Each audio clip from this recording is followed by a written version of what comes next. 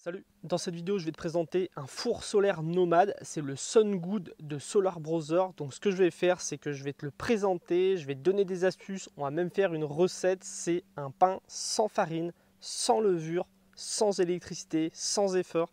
C'est pas du tout putaclic, tu vas voir, c'est une recette de pain qui est idéale pour ceux qui voyagent comme moi en fourgon aménagé, pour ceux qui veulent faire du pain à la maison facilement. Et c'est une recette de pain qui fonctionne au four solaire pour te montrer qu'avec un four solaire, on peut faire beaucoup de choses. Je vais te donner aussi dans cette vidéo quelques astuces d'utilisation. Alors pour commencer, le Sungood, on le reçoit dans un petit sac comme ça. Donc c'est plutôt cool pour pouvoir l'emmener, voilà, pour un pique-nique, à la plage, ce genre de choses, ou pour le conditionner correctement dans son fourgon aménagé. À l'intérieur, on a le four solaire. Quand tu le reçois, c'est à toi de le monter. Tu vas le voir après, quand je te le déplierai. Il y a des miroirs, donc tu reçois les miroirs autocollants, c'est à toi de les coller sur le four solaire.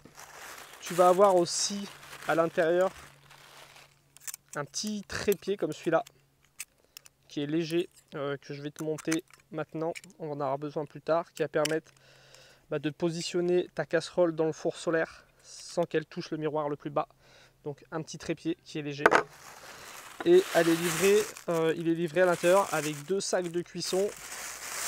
C'est des sacs, tu vas le voir, c'est une utilité très importante pour la cuisson. C'est des sacs qui sont assez durables, j'ai déjà utilisé une vingtaine de fois et il n'est pas abîmé. Avec ça, tu reçois aussi un manuel d'utilisation, on va y revenir après, puisqu'il y a des détails qui m'intéressent dedans et que je voudrais te partager. Il est vraiment bien fait, tu as tout ce qu'il faut savoir sur l'utilisation du four, tu as même des idées de recettes que j'ai déjà testées, qui fonctionnent bien, donc vraiment c'est cool. Alors ce que je vais faire maintenant, c'est que je vais déplier le four pour te montrer comment ça fonctionne, te montrer que ça marche bien. C'est pas du tout difficile à monter, en plus tu as un plan détaillé à l'intérieur du fascicule, donc vraiment ça se monte facilement. Une fois que tu l'as déplié, tu viens clipper une languette ici, tu fais pareil de l'autre côté.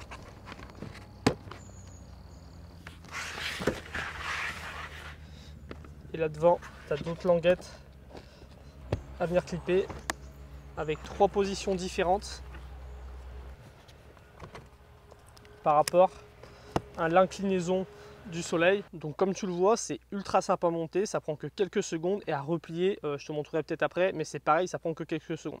Alors comment ça fonctionne? Un four solaire, ça fonctionne avec le principe des 3C qui est détaillé dans le fascicule. La concentration, donc tu as les miroirs qui vont venir concentrer les rayons du soleil, ça va venir taper là, ça va venir taper là, devant, ça va venir se concentrer sur ce que tu vas mettre au milieu. Il y a la capture en utilisant une casserole qui va être sombre. Le Sungood, il est livré, si tu veux, avec une casserole en émail que tu as peut-être déjà vu chez tes parents, chez tes grands-parents, ou que tu as peut-être à la maison.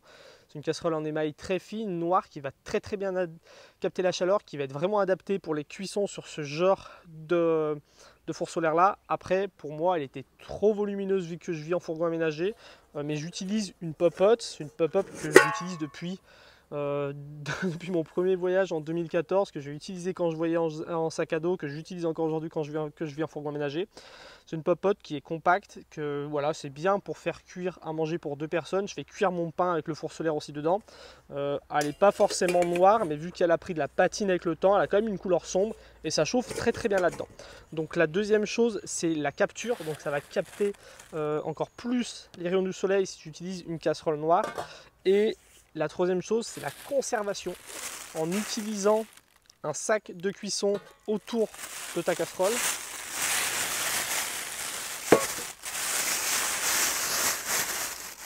Et en le refermant, ça va isoler la chaleur, ça va la garder à l'intérieur, ça va la conserver. Donc c'est avec ce principe de concentration, de capture et de conservation que tu vas pouvoir atteindre des très fortes températures avec un four solaire. Avec ce four solaire là, il est annoncé pour atteindre une température de 120 degrés en moyenne en pleine chaleur. Ça va être quoi les avantages d'un four solaire comme celui-ci? Déjà, la première chose, c'est que ça consomme zéro énergie. Une fois que tu l'as acheté, tu n'as plus d'énergie à consommer pour faire cuire tes aliments. Même si ça a un coût à l'achat, celui-là coûte à peu près 90 € il me semble. Voilà, tu vas acheter un four pour ta maison. Chaque fois que tu vas le l'utiliser, il va falloir payer de l'électricité, il va falloir payer du gaz. Là, non, tu l'achètes une fois et après, il ne consommera plus d'énergie. Le deuxième avantage, c'est si tu fais, voilà, tu cuisines dans ton jardin, que tu cuisines comme moi, voilà, sur les différents spots que là où je suis, en fourgon aménagé, si tu veux l'amener en randonnée, en bivouac, c'est que tu n'auras pas besoin de faire de feu. Donc il n'y a pas de problème lié aux incendies. On sait l'été sur les plages, au bord des rivières, au bord des lacs, ça devient de plus en plus dangereux d'allumer des feux à cause des incendies. Les étés sont super secs. Et si tu veux éviter de te taper une amende aussi, ça peut être pas mal de cuisiner là-dedans. Ça va être bien aussi tout ce qui est fumé. Moi je sais que je vis dans un fourgon aménagé, c'est pas toujours facile de laver ses vêtements, de prendre sa douche et tout. Donc j'évite un maximum de cuisiner avec la fumée, parce que la fumée c'est très salissant, ça pue. Avec ça tu peux cuisiner, il n'y a pas de fumée. Et en plus de ça, si tu es dans un endroit où il n'y a pas de branchage et tout, tu peux sortir, faire cuire quand même quelque chose avec ton four solaire, même s'il n'y a pas de feu, et ça c'est cool. Et le troisième avantage de celui-ci, c'est la mobilité. Des fours solaires, il en existe de plein de tailles différentes, je te laisserai aller voir sur le site de Solar Brother, il y en a vraiment des très gros. Celui-là, on l'a vu, il pèse moins d'1 kg, il se replie, il tient dans un sac à dos. Et moi, c'est vraiment facile de le ranger dans mon fourgon aménagé. Ça me prendrait moins de place, par exemple, qu'un petit four que je devrais mettre sur mon gaz, un petit four à bois, par exemple. Là, c'est vraiment très compact et léger, donc c'est top pour la mobilité. Ça a des avantages, mais ça a aussi des défauts. Le principal défaut, c'est quoi? C'est que quand il n'y a pas de soleil ou qu'il y a trop de vent, tu ne peux pas cuisiner. Il faut du soleil forcément pour cuisiner là-dessus. Donc voilà, tu ne peux pas compter que là-dessus. Et pareil, si c'est une journée qui est ensoleillée, mais il peut y avoir un peu de vent ou un peu de vent frais, ça va chauffer moins fort. Après, j'ai déjà cuisiné une journée où il y avait du plein soleil, un petit peu de vent, une petite brise, ça n'a pas gêné. Il faut savoir que s'il y a un peu de vent froid, forcément, tu vas le comprendre, ça va refroidir ton sac, ta casserole et tout. C'est logique, mais il faut une journée ensoleillée pour cuisiner, ça c'est sûr. Le deuxième inconvénient, c'est que tu vas pas pouvoir tout faire avec ce four-là. C'est pas un four pour faire des pizzas par exemple. C'est pas un four qui va monter à 200 degrés, 250, 300 degrés, qui va te permettre de faire cuire des pizzas, de faire gratiner des choses. Non, ça va pas gratiner, et c'est pas un four qui va te permettre non plus de cuisiner des choses ou faire bouillir 1 ou 2 litres d'eau. Là-dedans, qu'est-ce que tu vas pouvoir faire? Je vais te l'expliquer maintenant. Tout ce que tu vas pouvoir cuisiner là-dedans, c'est ce qu'on appelle, on va dire, de la cuisine douce, qui ne va pas demander trop de chaleur intense. Par exemple, tu vas pouvoir faire cuire des légumes. Tu peux couper tes patates en petits morceaux, les faire cuire à l'intérieur. Pareil avec des courgettes. Tu peux faire une ratatouille, tu peux faire cuire tes épinards. Tu peux faire des fruits aussi. Moi, j'ai déjà fait des bananes confites dedans. Tu peux faire des pommes au four. L'autre fois, j'ai essayé de faire une pomme au four. Ça a très bien marché. Elle avait bien confit. Elle avait pris un petit goût de compote. C'était très bon. Tu peux faire des compotes du coup dedans. Voilà, tout ce qui est légumes et fruits, tu vas pouvoir les faire cuire doucement, tranquillement dans ce four solaire. Tu vas pouvoir faire aussi des plats complets, par exemple des ragoûts en mélangeant une source de glucides ou de légumineuses. Tu vas pouvoir mettre des lentilles, du riz sauvage, tu vas pouvoir mettre du sarrasin, ce genre de choses, des petits morceaux de patates. Avec, tu vas pouvoir rajouter 1 ou 2 légumes, donc tu vas pouvoir mettre du sarrasin avec des carottes. Et si tu veux rajouter des protéines, par exemple du poulet, un œuf, voilà ce genre de choses, que tu vas couper le poulet, tout ce qui est viande et tout, tu vas les couper en petits morceaux et tu vas laisser cuire ça 1 heure, 2 heures dans le four solaire, et tu vas pouvoir te faire des ragoûts. Donc tout ce qui est cuisine douce et longue, ça marche très bien là-dedans, mais je le répète, c'est pas fait pour bouillir de l'eau. Si tu veux faire cuire par exemple du riz ou des pâtes, tu vas pas avoir une texture al dente. Si tu prends du riz, vaut mieux peut-être prendre du riz sauvage, un riz qui va peut-être cuire plus longtemps mais qui va être beaucoup plus ferme. Si tu veux faire cuire des pâtes, des coquillettes, il va pouvoir prendre des coquillettes complètes. C'est des coquillettes qui vont mettre plus longtemps à cuire mais qui vont jamais avoir un aspect pâteux même si tu les laisses longtemps dans l'eau. Donc voilà ce que tu vas pouvoir cuisiner là-dedans. Ce que je vais te montrer maintenant, c'est comment je fais du pain avec ce four solaire. Alors l'idée de ce pain, c'est vraiment ce qui m'a fait acheter ce four solaire. Je voulais un four solaire pour pouvoir faire du pain dans mon fourgon aménagé. C'était un pari risqué parce que je ne savais pas si ça allait être vraiment faisable. J'utilise une recette, c'est une vieille recette de pain, c'est du pain au sarrasin. Donc il n'y a pas besoin de farine, il n'y a pas besoin de levure comme je l'ai dit, il n'y aura pas besoin d'électricité parce qu'on utilise le four solaire, et il n'y a pas besoin de fournir d'efforts, tu verras, il n'y a pas besoin de pétrir et tout se fait vraiment facilement. Donc c'est un pain de sarrasin. Donc la première chose à faire, ce que je vais faire, c'est que je te mettrai en description la recette que moi j'utilise. C'est une recette que j'utilise, que j'ai trouvée sur internet et qui fonctionne très bien. Mais là je vais te la résumer en 2-3 étapes. La première étape, ça consiste à faire tremper des graines de sarrasin dans un peu d'eau pendant à peu près 12 heures. Une fois que tes graines de sarrasin elles ont trempé, tu vas les mixer. Donc moi j'utilise un petit blender que j'ai dans mon fourgon aménagé. Ça va te donner une pâte. Donc tu as réussi à faire une pâte sans farine, juste en laissant tremper les céréales. Je crois que non, même le sarrasin c'est une graine. et en la mixant. Une fois que j'ai fait ça, moi je rajoute quelques graines à l'intérieur pour que c'est un petit peu plus de goût. La deuxième chose que tu vas devoir faire, c'est laisser fermenter ta pâte. Au lieu d'utiliser de la levure pour la faire lever, tu vas la laisser fermenter. Donc tu peux la laisser fermenter toute une nuit par exemple. Moi c'est ce que je fais. Le matin quand tu vas te lever, ta pâte elle aura gonflé. Il y aura des bulles d'air à l'intérieur, elle aura fermenté. Ça peut sentir une petite odeur de poisson pourri un petit peu. Voilà, ça ne veut pas dire que c'est foutu, ça a cette petite odeur là, le sarrasin fermenté, mais après l'odeur va partir à la cuisson. Donc à ce moment-là, tu as une pâte qui a levé et voilà, tu n'as pas besoin de pétrir, tu n'as pas besoin de t'embêter, tu as juste laissé tremper, tu as mixé et tu as laissé fermenter.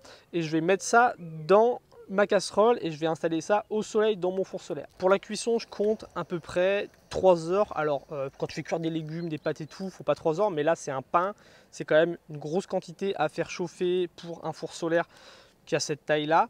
Donc je compte à peu près 3 heures. Il faut 1 heure pour que tout devienne à vraiment température. Peut-être 3/4 d'heure, peut-être un petit peu moins, mais je compte à peu près 1 heure. Et ensuite, il va falloir 2 heures de cuisson. Donc ce que je fais, c'est que les premiers 3/4 d'heure, je les laisse d'un côté.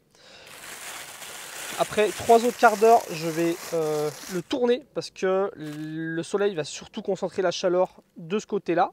Donc ici, ça va être bien doré en 3/4 d'heure. Je relaisse 3/4 d'heure ici bien doré. Et pour la dernière demi-heure, je vais le retourner. Parce que ce que je me suis aperçu, c'est que c'était moins cuit dessous. Donc en le retournant, la chaleur va bien se concentrer sur le dessus avec les reflets du soleil. Et ça va venir finir de cuire le dessous.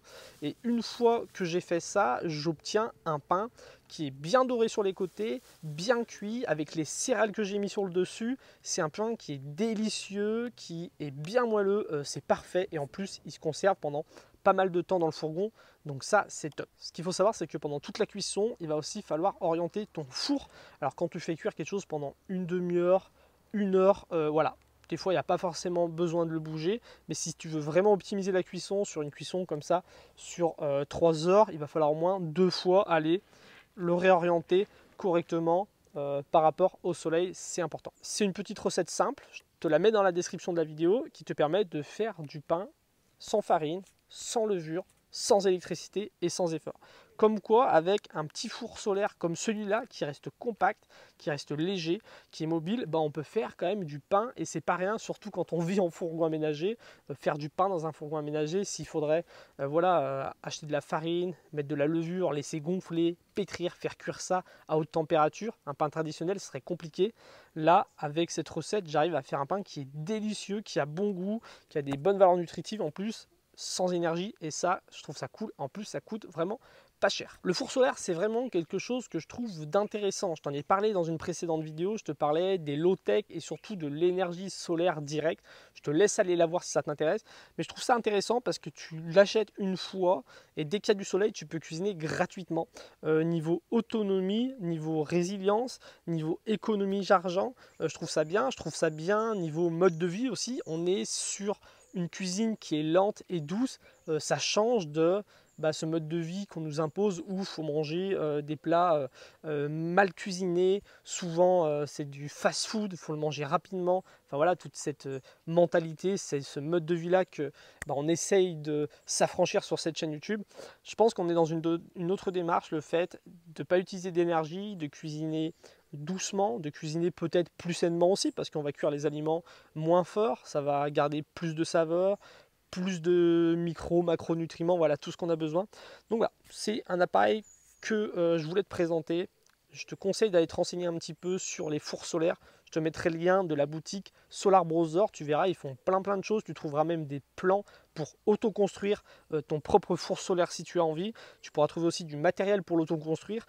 Si tu n'as pas envie de dépenser trop d'argent dans ce système-là, tu peux aussi l'autoconstruire et ça, je trouve que c'est cool. Donc je te mets tous les liens en description de cette vidéo. J'espère que cette vidéo t'aura intéressé. Je te dis à très bientôt pour la prochaine. Salut!